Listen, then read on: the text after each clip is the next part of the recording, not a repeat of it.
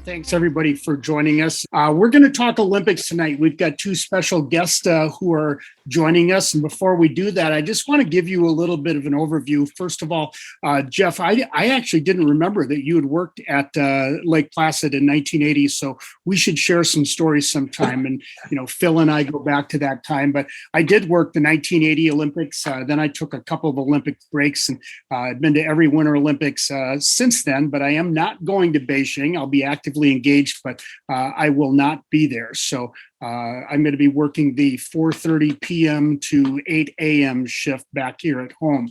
Just to give you a few background points on the Olympics before we bring our guests in. The Beijing Olympics are expected to attract somewhere around 3,000 athletes.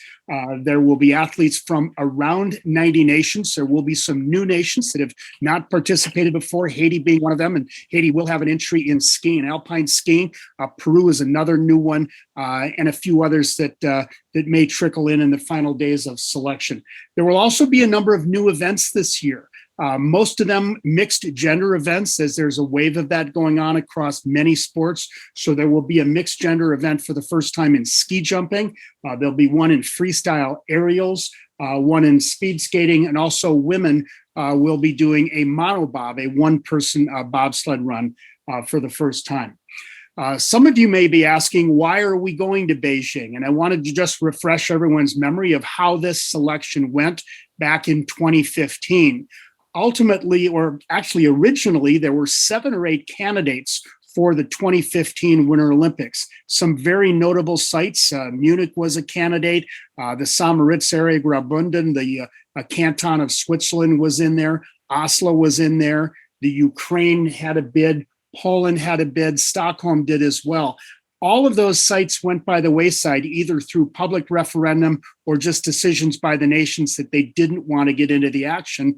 And the IOC was left with 2 bid cities in 2015 when they voted in Kuala Lumpur. One of them was Almaty, Kazakhstan, which actually had been doing quite a magnificent job at building venues and hosting events, and Beijing, which had very little experience on the winter side. And most of what you will see in Beijing has been built since that time. And ultimately, the IOC, on a relatively narrow vote, did decide to go with Beijing. So a lot of thought on that now, I think, as people look back and say, how did we end up in Beijing? We have 2 great journalists and broadcasters with us here today to talk Olympics. Both of them have a wealth of Olympic experience. And I first of all want to welcome my friend Peggy Shinn. And actually, one interesting thing that I should add about our speakers here today, they're both natives of Connecticut, and both of them have become very, very involved in ski sport, even emanating from the great ski state of Connecticut. But Peggy Shinn grew up in the East, in Connecticut and Vermont. She has been a long time outdoor sports journalist, writing for a number of different publications, very active in the ski space. She has won numerous awards from NASJA as well as NASJA. She presently lives in Vermont, and she is indeed on her way to Beijing. So Peggy, welcome. Glad to have you with us. Thanks. It's great to be here. Do you want us to just jump in now, or do you want to introduce Steve? Yeah, next? Why don't you go ahead and give us a few thoughts, Peggy, and then I'll introduce Steve. Well, I am going to Beijing. I fly on Sunday to LA. I have to spend a couple days in LA to get my 72-hour COVID test there.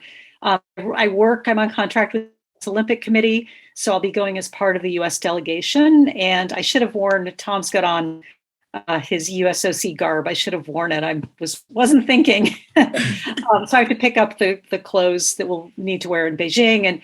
And we have to take rental laptops and burner phones that have all sorts of extra firewalls and whatnot to protect us. And I haven't gotten that working yet. So hopefully there's a lot of stressors going into this. I'm triply vaccinated, but I haven't had COVID.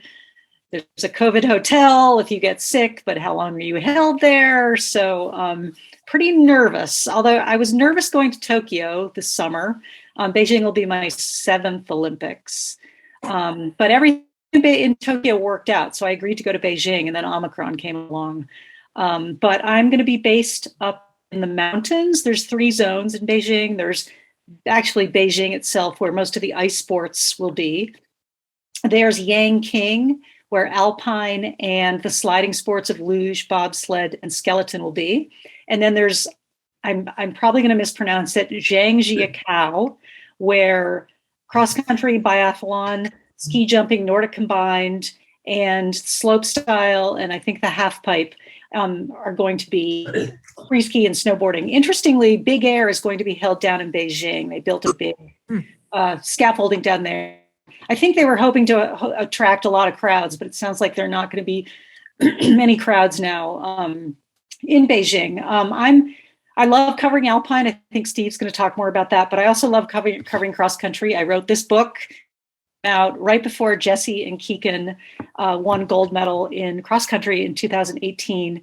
And I think Jesse's she's going to be a factor in these Olympics. She's going to be a medal contender in all 6 races, women's races. So that's what I've got for now. Do you want to expound on other athletes in other sports, or do you want to come back? I'm not quite sure how the format's going to be. I'll come back to you, Peggy. Okay. That was a really good intro. And I want to introduce now my good friend, Steve Perino. He is a native of Connecticut, and he made his way up to the U.S. ski team. Actually was a downhill racer. Maybe he'll share a few thoughts of the times that he came down the strife at the Hahnenkamm. But he found his way into broadcast in the late 90s, I think around 1997, and started doing work for NBC and others at that time, and has covered every Olympics since 2002. And you know him not just as the face of alpine ski racing for NBC, but he also has found quite a home with the Tour de France. Steve right now is coming to us from his combination garage, ski room, office, and television studio, where he's actually been doing many of his broadcasts. But he is on his way now to the east, back home to Connecticut, and he will be with the NBC team in Stamford in February. And Steve, welcome, and thank you for joining us. Thank you, Tom. It's great to be joining this group. And as I listen to Peggy, I can echo the fact that all of those stressors were very alive and kicking for me as I was trying to figure out how I was going to change the password of virtually every piece of technology that I own. How do we do what we do as journalists? Find it. Stay in touch with people when people have burner phones. Was it going to be smoke signals? Was it going to be, we didn't know what was going on. And so, and I was going to leave on the 22nd of January in order to hopefully, if I had contracted COVID, still have 1 week of leniency to then get on the 29th charter to NBC. But as everyone's read in the news now, most commentators from NBC are not going over. Just the chance of COVID sort of just completely unraveling a broadcast team is so real that just in the last week, it's just the only way to guarantee a broadcast is to be at home. My normal role is to go. I always like to say I hold the highest post at NBC by virtue of altitude only, because I'm at the top of the venue. And I love that because it's such a unique place to be at an Olympics. My first Olympics, I have a little memorabilia here in the garage. You can see it up there. That's a Salt Lake poster. 2002 was my first. This is going to be my 8th. That includes 2 Summer Olympics. But that post was always such a unique window into the Olympics. And so I'm very much going to miss that. But we are reinventing my role. I'm going to have my own studio when I get to NBC and just try to figure out new ways to share the stories of alpine skiing. But I think Peggy laid it out nicely. Everything is an audible. You have to be nimble. You have to be on your feet. And how we will deliver this Olympics to the American audience, either through print or television, is going to be altogether different. And because I spent a lot of time on the back of a motorcycle, it's my favorite thing to do, is be thrown out into the elements and react. So this is my happy place in a lot of ways. Steve, I want to stay with you for a minute and just explore some of the geeky technology. And, a lot of people might be asking themselves, how can you do this? How can you just bring your commentators to a different location and not have them at the venue? Maybe you could share with us a little bit. You've actually been doing that during COVID. You and many other commentators have been broadcasting from your homes, from your garages. So tell us a little bit how that technology works that allows you to call the action, even though you might be 5,000 miles away. I think the reality is that unless you ball and stick sports, baseball, basketball, football, and hockey to a degree, a lot of the broadcasts you're hearing, people are at home. And so this is, here's a look at my home studio. I'll just show you. I've got 3 computers, one of which I'm holding right now, going at all times. That's my monitor. This is my connection to NBC. And this is the brain. The brain is right down there in next to the garbage can. It's because I'm in a garage. And it is in the case of NBC, it's this proprietary machine that they've developed so that the signal that is coming in from the world feed, and most of the sports, when we talk about Olympic sports, it's a world feed. NBC is not providing the pictures. It's the international broadcasters that are providing the pictures, and NBC at the Olympics will supplement those. But ultimately, it's all coming through NBC.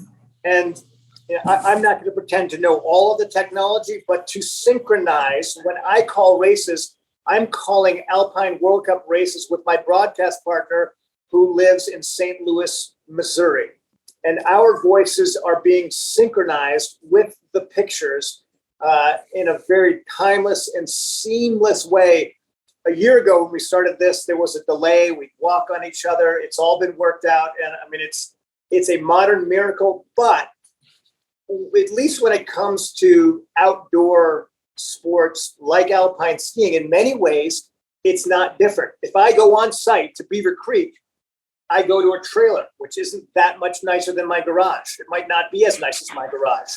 And so you're not at the venue looking at the action. You are consuming the race through the monitor, which in many ways, it has to be that way. Because the moment you start talking about something that someone else can't see, the moment you've lost your audience. So everything that you see is what we speak to. And so the technology has allowed us to be remote and for it to be rather seamless. And because these days everyone's on WhatsApp, I have an international broadcasters WhatsApp group. I know more now leading into a start at any World Cup than I knew 20 years ago. There's no doubt about it. So it's, there's nothing like that tactile feel as a reporter when you're on site.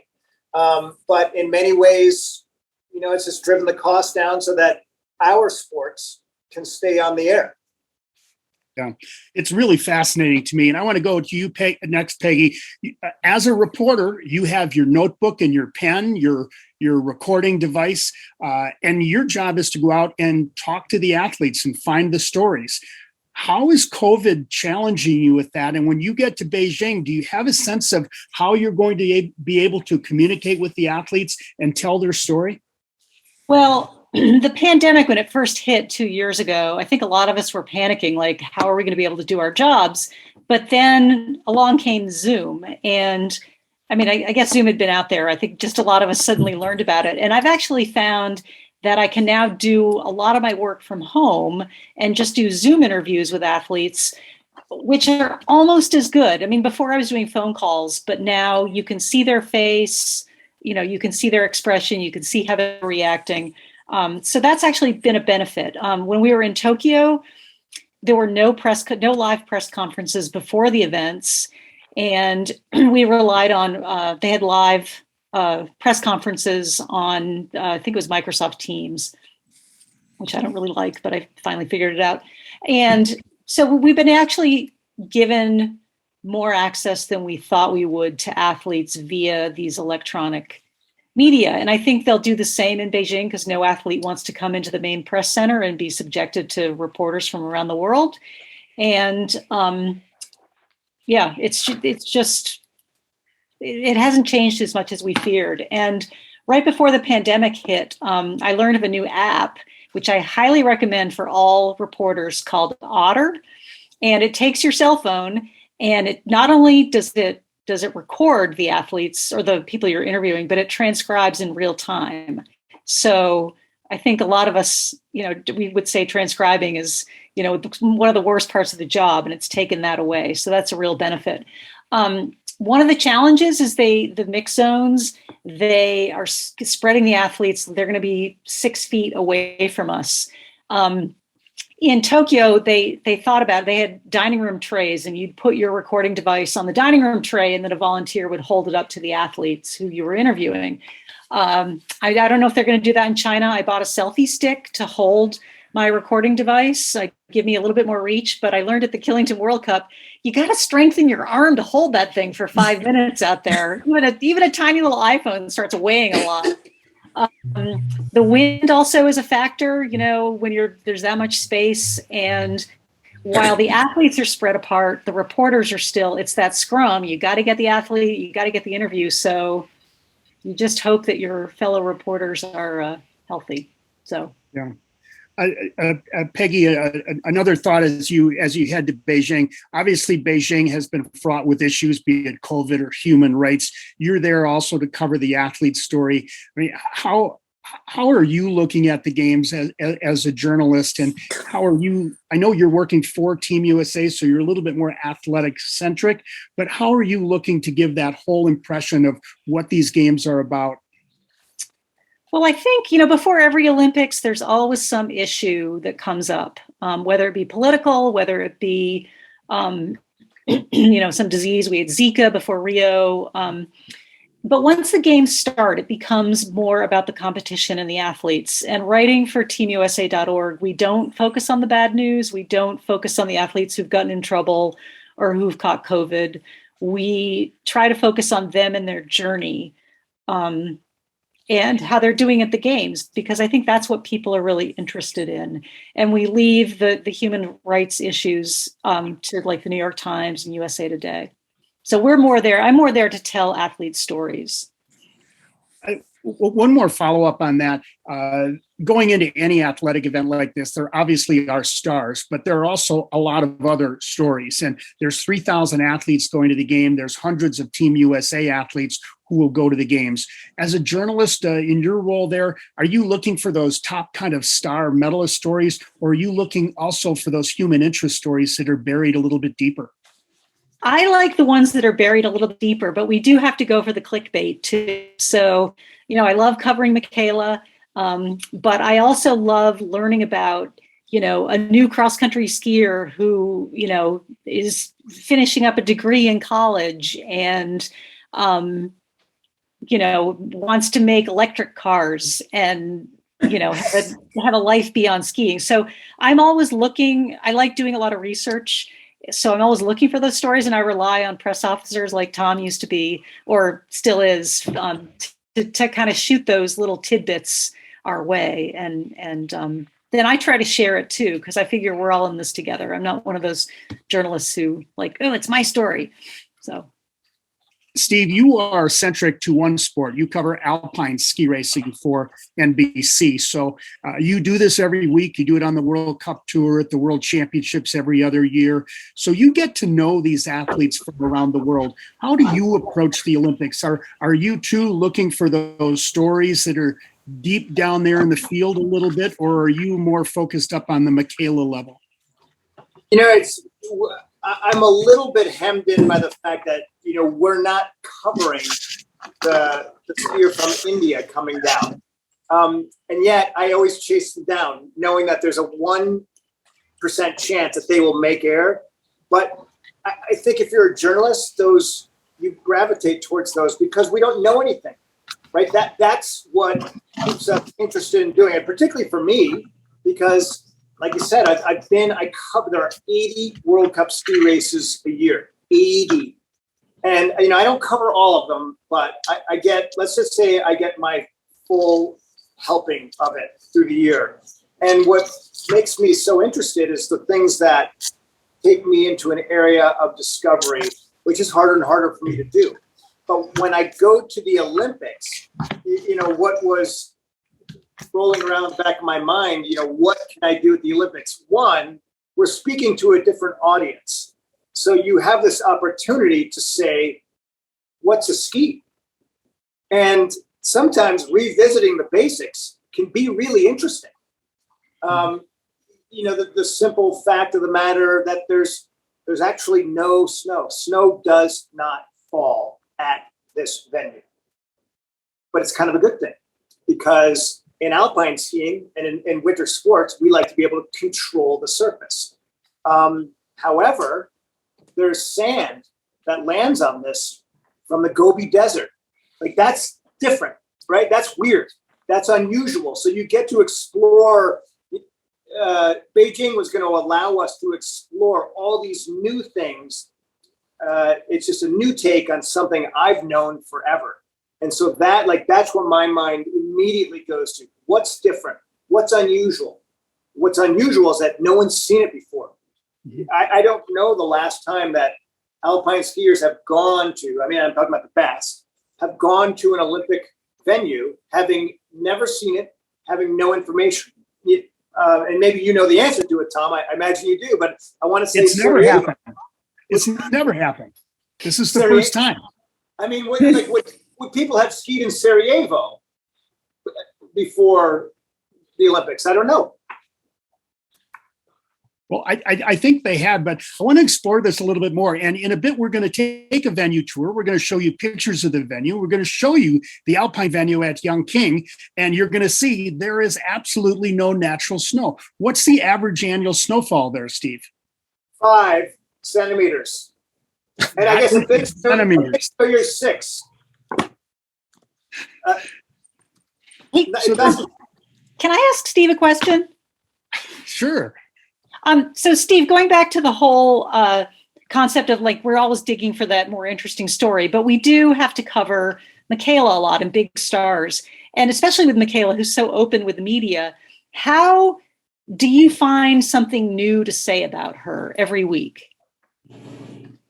Good question. I'll read stories about Michaela that maybe Sports Illustrated has done, or the Wall Street Journal or the New Yorker, and I'll always learn a thing or two new. And they're kind of going for the big picture. How long do I have to talk about Michaela each week? A minute or two? And still people will complain that we're talking about Michaela and not enough about the other people, but very little. So for me, it's newsy. What has Michaela been doing? I have a very good relationship with Mike Day. And so I have a very, what has she done lately? What is out there? What does conventional wisdom tell us? And how can I contradict conventional? I love conventional wisdom. I love it when everyone thinks that Michaela Schifrin is doing everything in her power to win the overall. And I come in and say, actually, you know what? That's not on her mind. What's on her mind is the rest of her career and not getting hurt. And then kind of following that thread. So I kind of look at what the general public is saying, and I try to find an angle that's different. But really, I try to be newsy, like what's happened in the last week. So that's kind of my angle with her. And again, it's typically through Mike Day, who I have very long conversations. And so I have a really good feel of what's happening there. But I don't talk to Michaela that often, actually. Steve, kind of on that note, there are stars that are emerging kind of at the Michaela level right now. Certainly Petra Vlhova in the technical events and Sofia Goji in the speed events. So we're going into an Olympics where Michaela has some pretty good international competition across every event.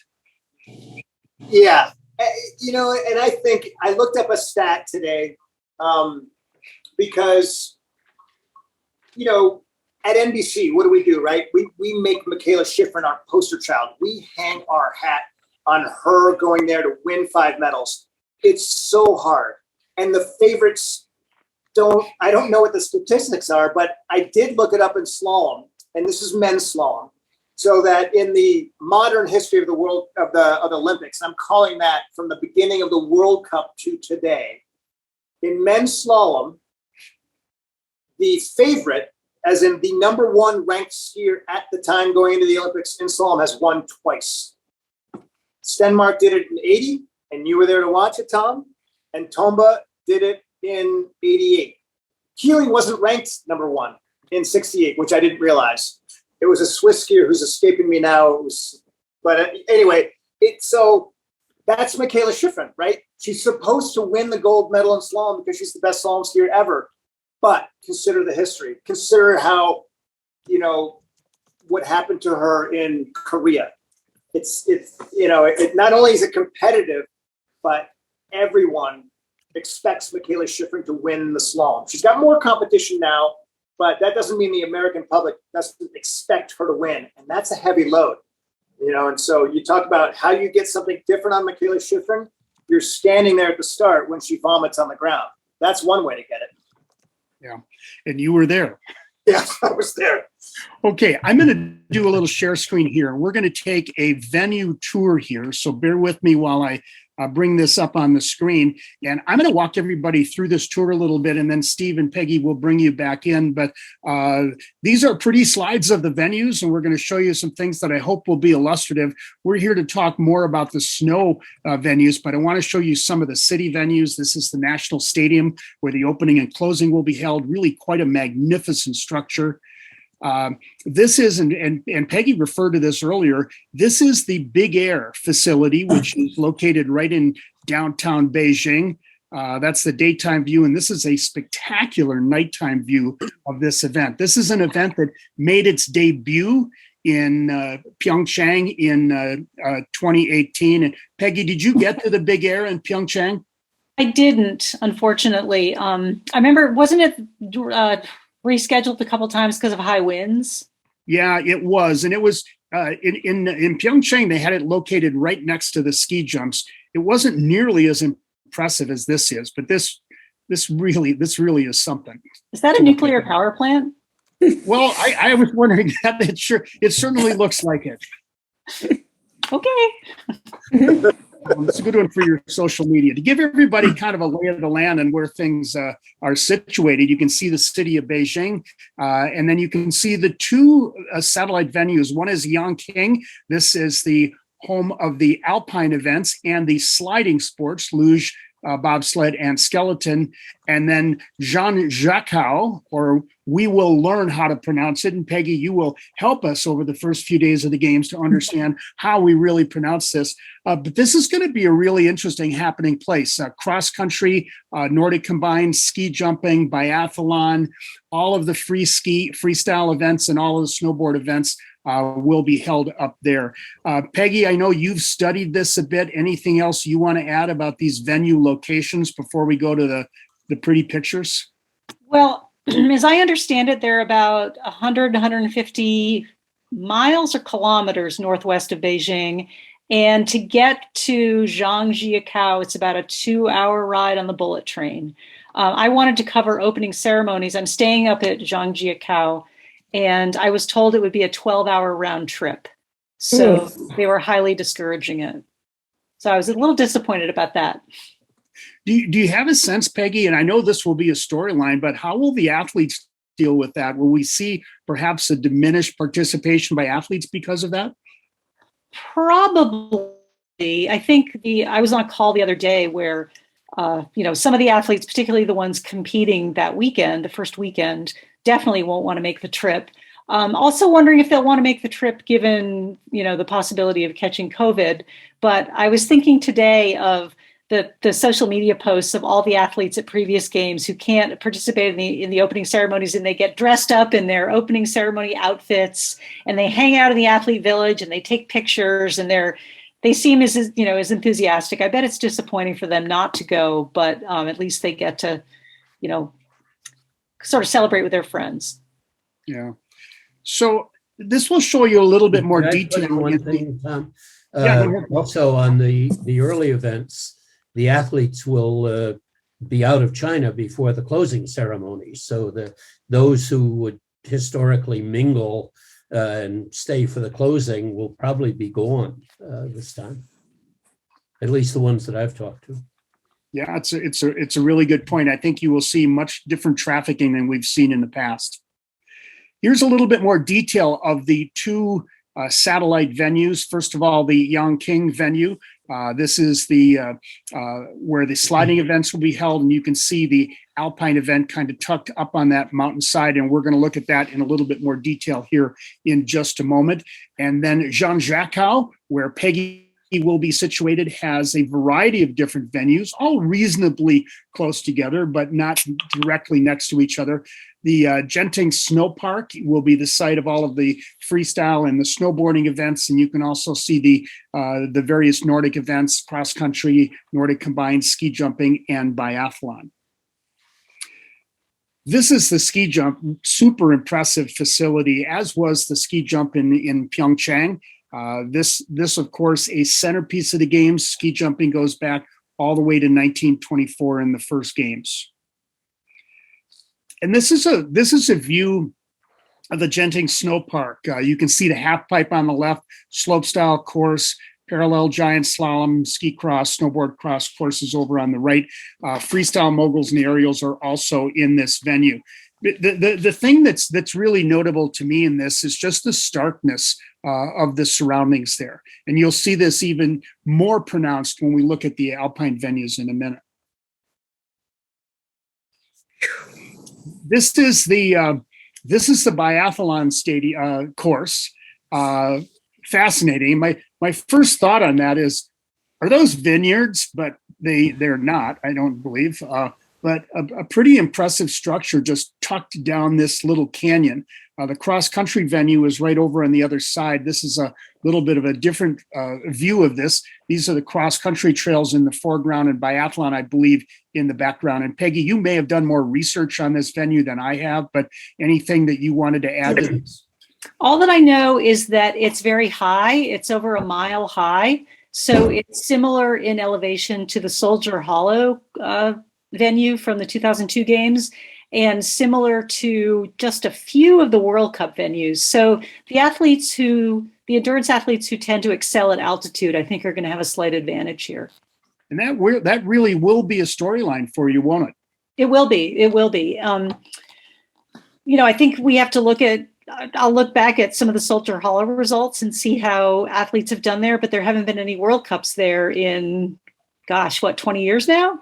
So I'm going to have to look at some of the similar venues in Europe to see who does well at altitude. But I think the Americans, they're training right now in a base in Italy, and it's pretty high elevation. So they're doing what they can to get used to it. Yeah, the only World Cups that have been held at Soldier Hollow were biathlon, and there was one held there about 3 years ago, but no cross-country World Cups. This is the sliding venue, which, again, I think is really impressive, but kind of keeping with the let's put it on a ridge line or in a canyon floor and just string it out vertically. But this really, to me, is just a fascinating structure. And this is located down very close to the alpine skiing venues.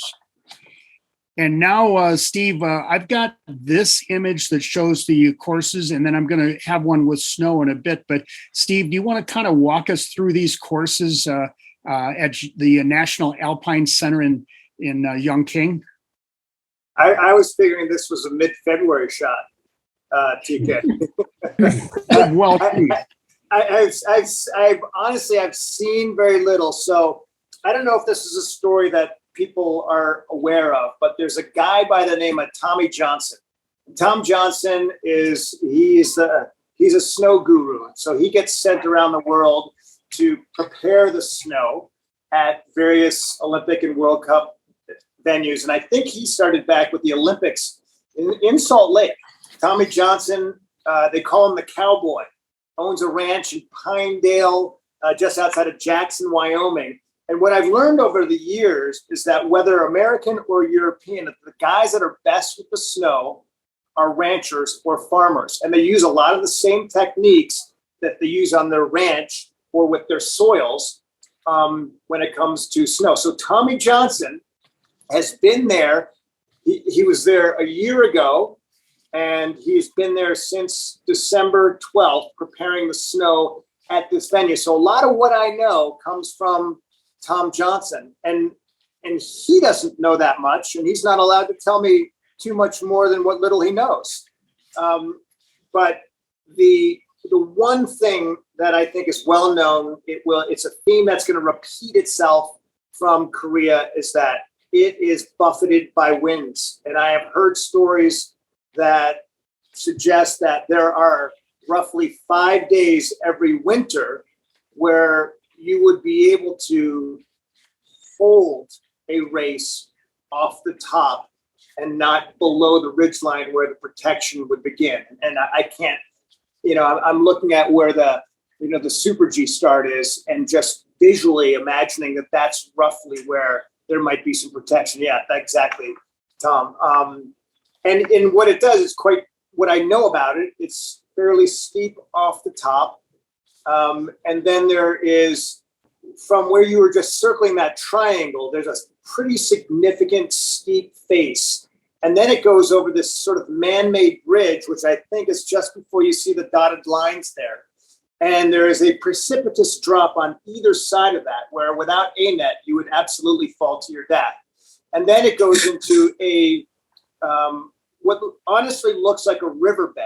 And so the course is, it's a corridor of fencing where your horizon line is very short. So part of the challenge, it doesn't look like an overly demanding course unless they build terrain in with what would be only man-made snow. But weather's going to be a factor there. Over on the technical venues, my understanding is that they're quite steep. And so technically, I think they are going to be, a real challenge. I think that's oftentimes the complaint when it comes to Alpine, is that you go to these, that you have an Olympics and you are left with the mountains that you have. And they're not always the most challenging. But I do think the technical venues are supposed to be reasonably challenging. And I don't know that the downhill venue is going to be that challenging. Oh, and that's a photograph, honestly, Tom, I have not seen until just now, but that's a midwinter shot. And I think one of the other factors is that because so much construction was required to basically carve these tracks into rock, that there's a tremendous amount of construction debris. And because there's no natural snow, when you add in the element of wind, that will not only potentially be introducing sands from the Gobi Desert, but loose earth left over from construction. So some really unique challenges to the people trying to put on this event and the people trying to win gold medals. So a question to both of you. I mean, wax is going to be a big issue. Nobody's really seen this course, so the technicians are going to have to work quickly once they get there and they figure things out. But one of the things I want to get an update from both of you is there's a move to eliminate fluoro waxes for health reasons, environmental reasons, etc. Steve, first, what impact is that having on Alpine? Is it being enforced? And then Peggy, we'll go to you to talk about Nordic. Yeah, Nordic's ahead of the curve there. I think Alpine's been talking about it, but as yet it's not been eliminated. And so there we are. I know now there are at least ways to test for it in an immediate way versus, an honor system. And so that's where we are with Alpine. I think when you have those kinds of conditions where it's so cold and so dry, that fluorinated waxes, which are, of course, hydrophobic, are less important. And actually, and we had this problem in Korea, because the snow is so dry and so cold, it is very abrasive and very aggressive. And so with Alpine skis, you get a very high friction along the edge, which actually superheats the base material, and they get what we call freezer burn, and then it can destroy your winning skis in 90 seconds of skiing. Yeah. Peggy, on the Nordic side, I know there's been efforts the last couple of years to get rid of fluoros. Some of the nations have used COVID as an excuse to not do it, but where does it stand right now? And do you have any sense of, I know you're not a technician, but any sense of how this will be a storyline in China? Well, I'm actually not as abreast on this issue as I should be. I know, as Steve said, it's going to be so cold there that fluoro waxes aren't going to be that important. I've talked to Jason Cork before. He's Jesse Diggins' coach, and he's a U.S. ski team coach. And he's referred to, like last year, he referred to the Tour de Ski as a fair race because it was so cold that wax didn't come into play. And I think you get some of these countries that have been, waxing cross-country skis for over 100 years, and they've really turned it into, alchemy. They can turn lead into gold, and perhaps the U.S. hasn't quite caught up. So I think that won't be as much of an issue in Beijing. I think we'll see some fair races, but it'll be interesting to see what this, grit and dirt mixed in with the snow will do to the sliding surface. Yeah. I'd like to go to any of our participants here. If you have any questions, you can either put it in the chat or you can unmute yourself and just join us on screen. So if any of you have questions to Peggy or Steve, be happy to take those now. Couple of things. Peggy, it was my understanding you were going to be with the sliding sports and the alpine, but now you're with cross country. You've been moved. No, I'm with alpine and sliding, but Steve's talking about the alpine, so I thought I'd not tread on his turf too much. But he knows so much more about alpine than I do anyway. But you've got one particular athlete in the sliding sports, the German Natalie Gerstenberg, who's been pretty outspoken about issues in China. Is there anything, are you going to have access in mix zone or all that to her? And what if she goes off message and goes on her social views? Is there going to be any ability, are the Chinese going to mute that, or how is that going to work? That remains to be seen. I mean, we've been given strict marching orders about social media, and the poster beware. I don't know what can happen. And I thought Natalie wasn't going to. I thought she withdrew from the games and wasn't going to go. No, she decided she's going to participate. Oh, she just okay. announced that within the last 48 hours. And she's certainly a strong contender to win the event. And she has been very outspoken, both about her treatment in China when she raced there earlier this year and the whole social, political issues. So it would be reasonable to expect that she would, or she could make some comment, especially if she wins. And is that going to be allowed or permitted? That remains to be seen. I don't know how her press officer will handle it. But there will be a mix zone. The IOC is said, there is a mix zone, so there is some spontaneity in the.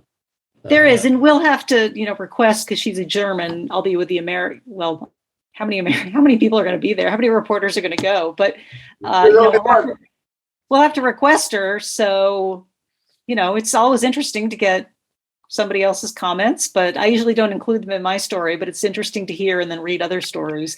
But I think, the IOC has said that, they're going to stand behind athletes who want to, stand up for their beliefs. So, I mean, maybe will the Chinese sort of put a neutral zone around the Olympic bubble? I don't know.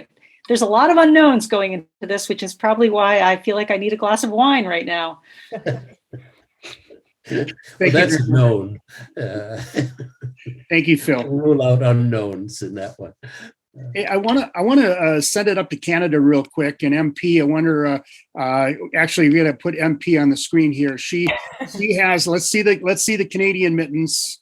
Beautiful. That was one of the fundraising items. Yeah.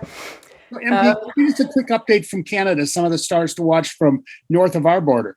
Yes. So first of all, thank you, Peggy and Steve and Tom, for your time, because I follow all American racers ever since they're at NORAM. Sometimes they come up to ski here, but I always wonder how you guys research and prepare, because I know when I listen to NBC, Steve, I know you've researched a lot of our athletes who are not necessarily podium, but a lot of them, for us in Canada, before I talk about our top, like Kingsbury and Moguls, and we have a lot of winners over the years since the Crazy Canucks and Eric Gay and Manny recently retired. But for you, there's a lot of our athletes who are studying in the U.S. universities, and you get to meet them. I'm just hoping that you're researching, because otherwise I'll be happy to help you. But we have about 5 to 10 top podium contenders. We've put in a lot of money since 2010 for Own the Podium and B210.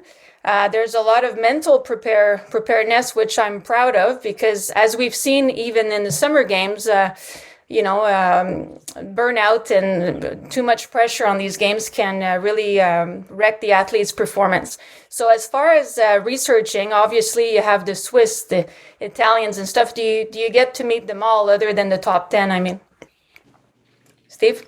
Is that, it's these days, again, I do a lot of my research through speaking with other Canadian broadcasters, Brian Stemmel, for example. And I have a good relationship with some of the Canadian coaches, Manny Gamfer. And then, as you pointed out, the Canadians have done a very fine job of fully utilizing the American NCAA system.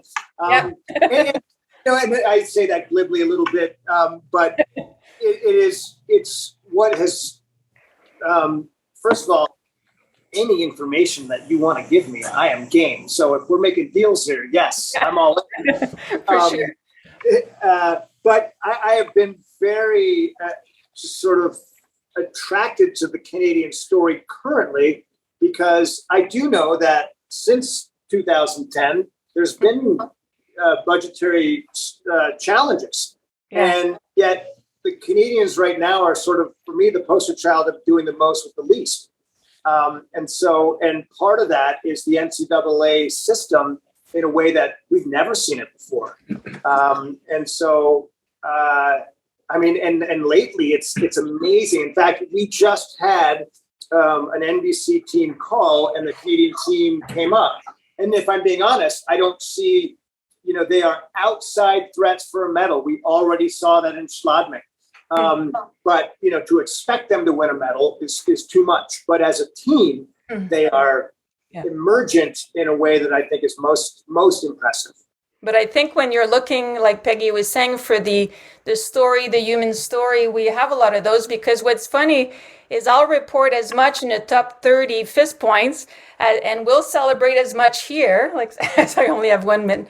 As like a top 7 of Valérie Grenier will celebrate with champagne as much as you would celebrate Michael as, and Lindsey Vonn. I've covered her, I've met them all, and you've had a lot of great men skiers as well. So I'm just saying Canada is a bit different, but we have to research all of your athletes. And what I have a harder time is all the freestyle, because as Tom says, with all of the slope style and everything like that, but this is where I think Canada can shine. So like the Seb Toots of the world and the fun stories and the guys coming back from injuries, and this is what we like. So you're doing a great job, and I wish we had more Canadians on the call, but they'll probably watch it later on the recording. So thank you. Hey, MP, I just got to throw out a shout out for Mikhail Kingsbury. He was down here in Park City last weekend at the Deer Valley Cup. Yeah. It just amazes me. He is still dominating the sport.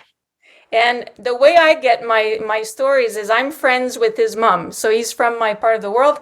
On my Facebook, for those who have me as a friend, I have a picture with my lab and Mikhail Kingsbury, and he was petting my dog right before a race, and he won in Tremblant on the World Cup. So we call him Lucky, my lucky dog. So and then with Megan Herod in the US, like you have to be friends. I find as a journalist, you have to befriend or be friends with Lara Goots, a PR guy, otherwise she won't come to me at the finish line. Like, hey, like all of you've done live World Cup events. It's hard in Scrum when you're not a big NBC broadcast with the mic. For them to come to you, you kind of have to work your way through the relationships.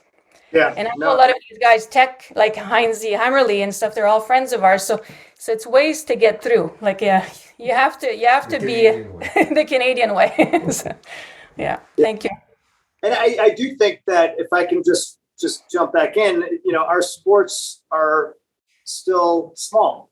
I think that is the joy of the Olympic Games. People always ask me, do you wish you could do, the major sports because it's seen by more people, but those stories are told. If you're working on a football broadcast, there ain't nothing you can tell the audience they don't already know. And it's still an Olympic family. That's what I find. And so it's, in some ways, people are both willing to trust you with their story, because of that relationship. And we're up in the mountains, away from people, and so those conversations I think are so rich, and those relationships are amazing. And by the way, I was in Vancouver also, and I have those gloves, but I only have one, so we got to get together. Oh, you have the other ones, yeah. Well, yeah. So I was there in 1988, but I was too young to cover. My husband was there as a tech guy. Yeah. MP, just an odd question. What's the Canadian press attitude towards Callie Humphreys? I don't know. I don't know that answer. Like press in general, or the ones like CBC. Canadian press in particular. No, I know, but CBC covers it one way, and then I'm more magazine side, video side. But no, I don't know the answer to that. What are you referring to, just to be clear? Well, she won 2 Olympic gold medals as a Canadian bobsledder, and now she's changed her citizenship to the U.S., and she's competing and is the favorite to win gold medal for the U.S. And I would think that the Canadians, especially with some of the discord on her leaving the Canadian team with her criticism of the coach and all of that, there would be some, at least, residual unhappiness with her. But I don't know. I'm just guessing on that. Yeah, bobsleigh. But yeah, there's so many bigger issues right now with our going to the Olympics and people criticizing. We're trying to just kind of protect the athletes. But interesting points. It's just like Tom was saying, we cannot, in this short presentation tonight, cover every single sport, because we have amazing biathletes and cross country and and all, like I said, all the new sports. I don't know who's the person here on this call who's covered the earliest Olympics, but since my last 3 Olympics, it's been a lot of events. Like, you don't sleep much when they're that far away. There's a ton of new events. This idea, though, of nation swapping is another storyline. It happens a lot of times down at the lower level, but it's happening at the top now, too. Eileen Gu is an interesting example, and you may not know that name, but she's an American who decided to go and compete for China, and she's likely to win some gold medals for China this year. There's also a situation with a U.S. speed skater that went to Hungary. So Phil, that's an interesting storyline. I think we'll see a few of those in Beijing. So we have time. Sport swapping as well. Sport swapping. Yep. Yes. Like, Nordic cross country athletes taking up biathlon. There are a couple of those, or Nordic combined taking up biathlon. But a quick one with Canada and the US. I wrote an article a while ago, and what's funny is how come our alpine athletes are marrying each other? Like you have, like you have Marco and Anna Goodman. Somebody wrote an article, so she's Canadian. You have Dustin Cook with Abby Gant, and soon there's newly engaged Mitch Gagnon, which is one of our top skiers, with your Travis Ganong. So this has always been interesting. They don't date each other within the pool, but they can marry each other. So we don't know if they'll change their citizenship. I assume she'll become American eventually. So do we have any more questions from the group? I got a couple of final questions to. I do. I have a question. Yeah, Cindy, go ahead. And sorry, I tuned in late. So you might have covered this already, but have you talked about computer and phone security at the Olympics yet? Because that's the latest thing now that's making me nervous. You cringed first, and you're going. So what do you think?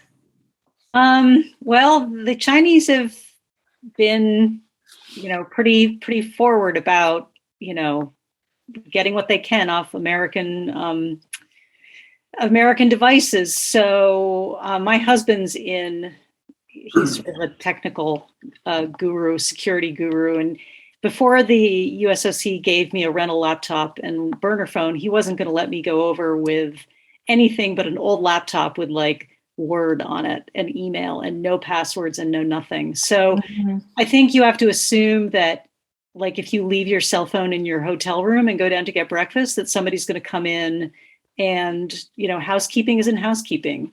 I think you just have to be super aware and, not be careful of the emails you're opening. But I would set up a brand new identity in either iCloud or Gmail and just have that be your Beijing account. And then, erase everything. When you get home, particularly, don't, just erase everything you've taken over there.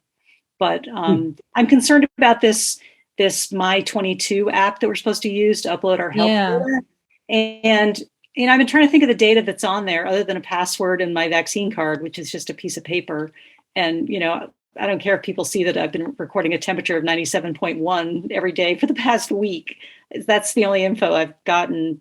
Did you download that on your regular phone or on this burner phone you have? On the burner phone. Oh, see, I don't have a phone like that yet. I just have my phone. So yeah, sounds like I might not want to download it on my phone. I have to look into this whole thing. I've never gotten like a temporary phone before. Yeah, but Cindy, then are you going? a number and how do people reach us and how to, so.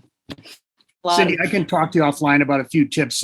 What we're telling, I'm managing several teams of press officers going over, and what we're telling them, and many of them are taking burner phones and laptops, but we're giving them some general counsel about how to best manage things and what networks to go on and what networks to not. And for the most part, there's a pretty good feeling about the Olympic network that you're going to be relatively secure there.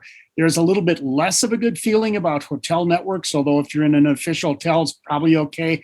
But stay away from anything outside of that. Don't connect in the airport unless you're using data on your phone, but don't connect through a Wi-Fi network.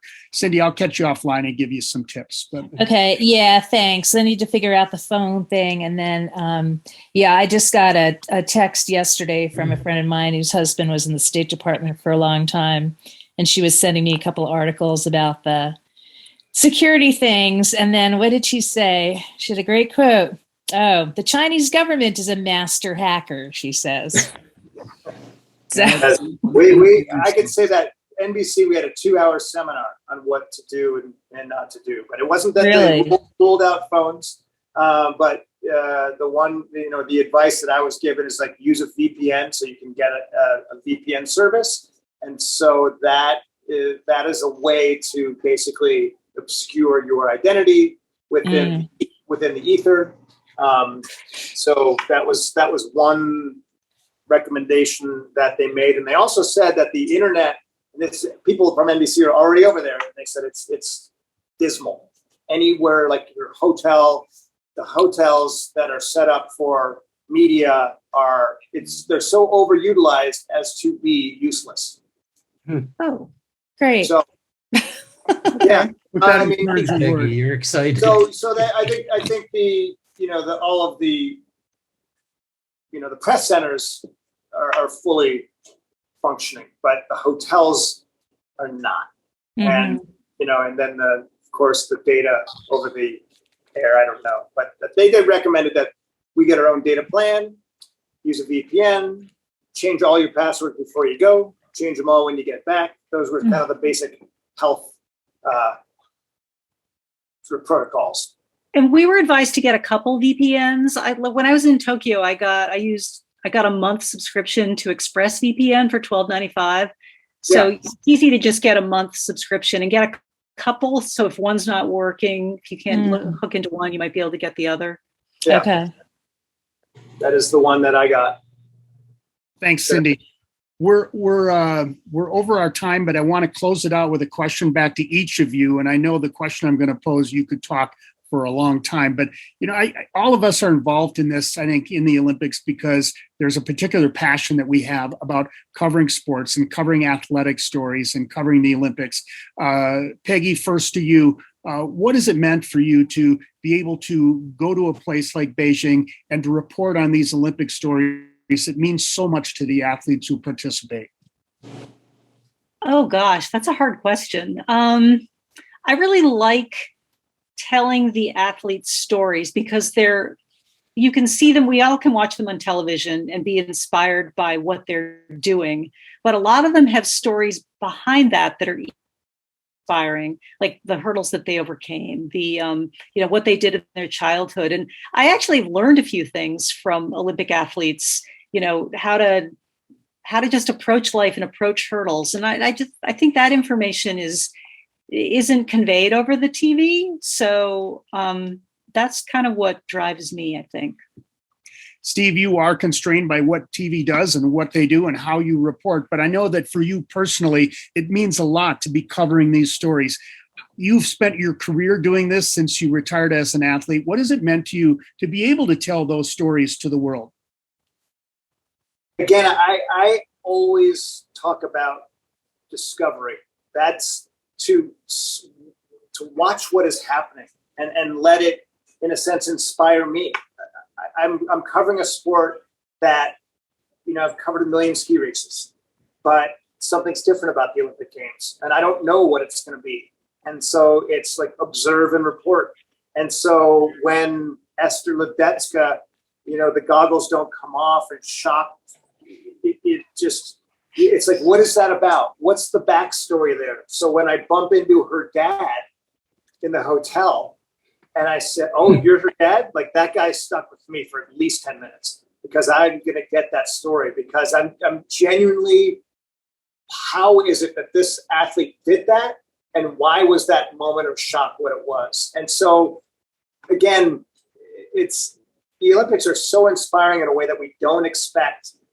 I try not to go in with this idea that I'm going to tell this story.